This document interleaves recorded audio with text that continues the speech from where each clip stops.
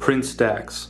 Choose one afterlife card and place in allies. Or move up to 4 blood chest cards, +1 or -1 row. You may move the same card more than once.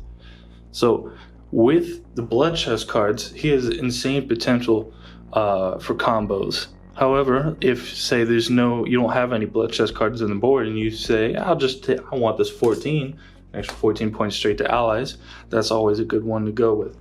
But let's show you some of the combos you can pull off.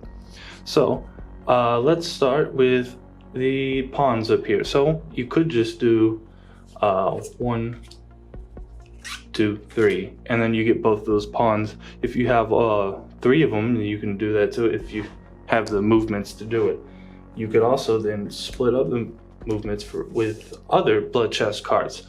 So there's no limit on how many blood chest cards you can move, just on how many movements you have.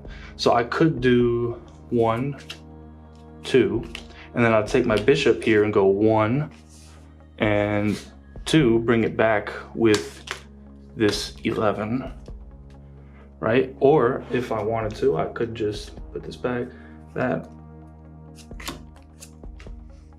and do just the bishop. 1, 2, bring it back, and then we go back over 1, 2. Or you could also, right here we have the queen, and say if there's no movements for you to actually move the queen, you can always use this as a good backup to make sure she's back on your side. So I'm gonna move her 1, and then her rule is gonna take these 2 blue cards and protect them. And then I'm gonna do 2, 3, 4, which is also gonna take this 5 and protect that. So his combination with blood chest cards is very, very high potential.